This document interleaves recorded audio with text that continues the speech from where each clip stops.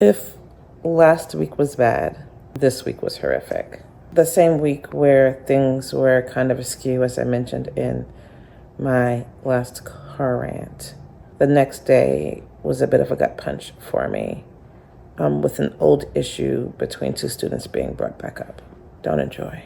And then conversation after conversation after conversation over this incident between this person, that person, whomever. And it got to the point that the next Wednesday, as I was driving into work, my chest started tightening. Tightening as I speak about it. The closer I got, the more it tightened. And I didn't know if I was having a panic attack or a heart attack. I tried to push it off, tell myself it was a panic attack. Called my husband. He started yelling at me to go to the doctor. I had to stop at the homeschool program, open the doors, let people in, things of that nature. And then I called my husband and said, meet me at the urgent care clinic. And I went to the urgent care and I said, I really would like my heart checked because I'm having tightness and I've been having some stress. So I just want to make sure that I feel like I'm having a bit of a panic attack, but I want to check and make sure I'm not having a heart attack. So they lay me out on a table and they do an EKG. They tried to do an EKG.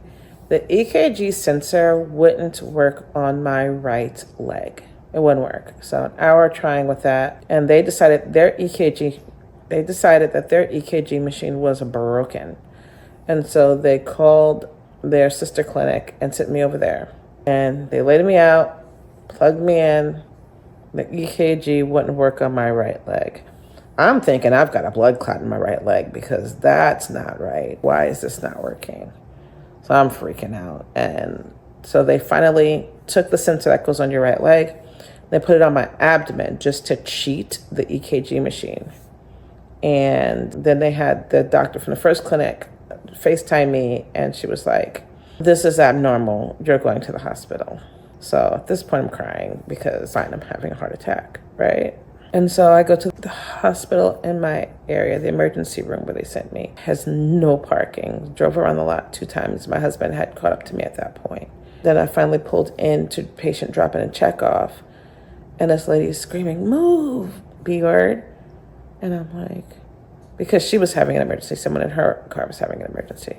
But I'm driving a car in a possible emergency. And so I pull up and the guard's like, this is for drop-off only. Where's the patient? And I said, I'm the patient.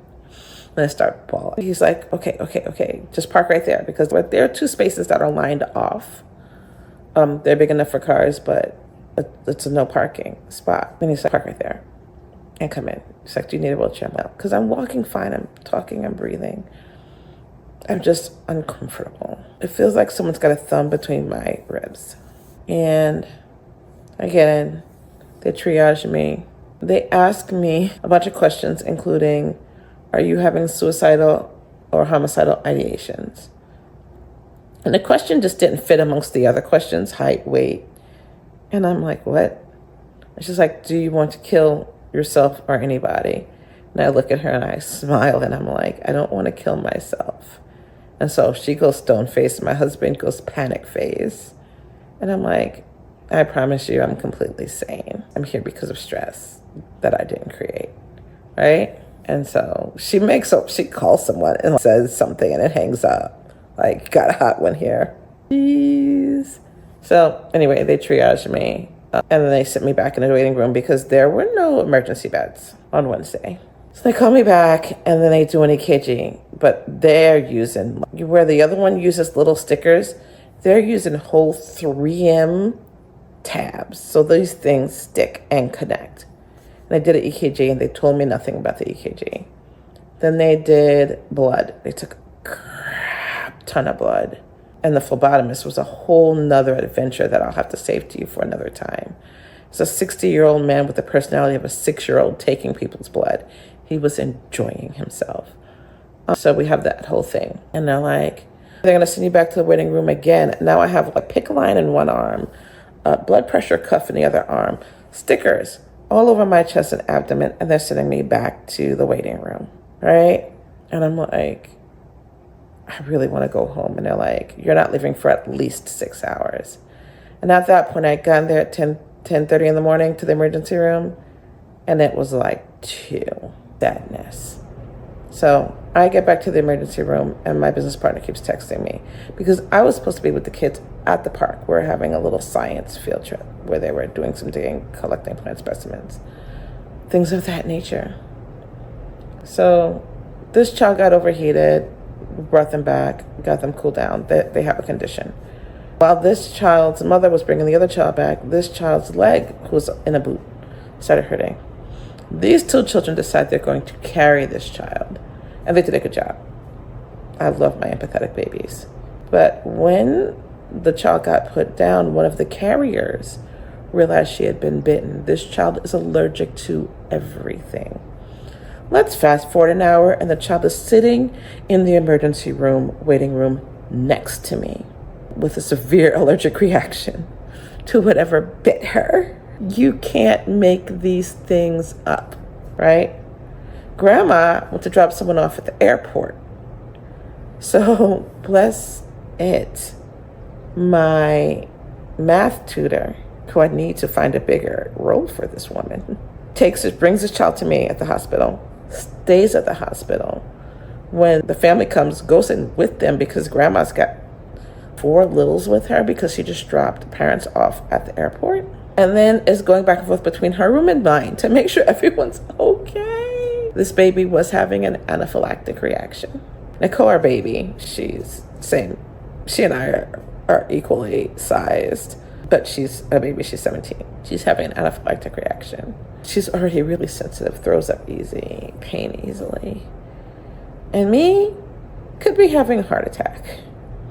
So they come in, the doctors finally come in. They put me in a room. Right after the baby got taken to a pediatric room, they finally put me in a room with pajamas. And they're like, get comfortable. And I'm like, no, I will not get comfortable. I'm not staying here.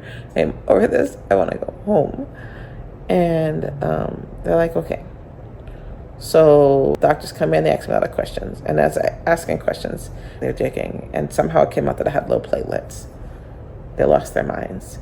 So they're like, your heart looks great. Now we're concerned about your lungs. And they're poking me in the back, and they got the stethoscopes out. They're looking at my legs. The leg that wasn't reading the EKG machine was a little swollen. So that's the reason. So they send me in for a dye injection. MRIs make you feel like you're peeing yourself when that injection dye goes through your body, by the way. But they send that injection dye through with so much force that if your IV line isn't screwed in properly, and I don't know how I'm not bruised because this was wild, the cap will pop. The cap popped, and I not only got injection dye through my body, I got a head full of it, which is why I don't have braids right now. I always have braids, but I'm going to take my braids down because my hair was full of sticky injection dye fluid. So they did it. They got a clean CAT scan. They put me in the wheelchair. They brought me back to my husband. And my husband said, you look like you've been violated. That's how I felt. I don't know if anyone knows the comic Bloom County, but he said I look like Bill the cat. Bloom County.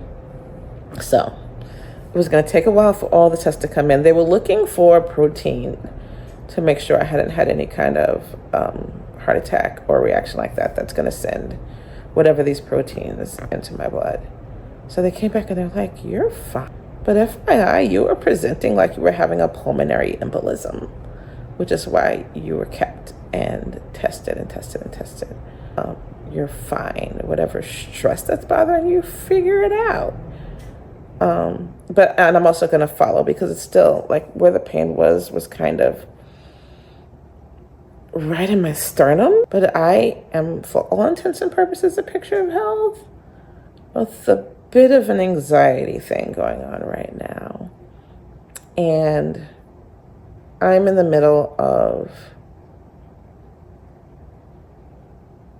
some serious personality issues.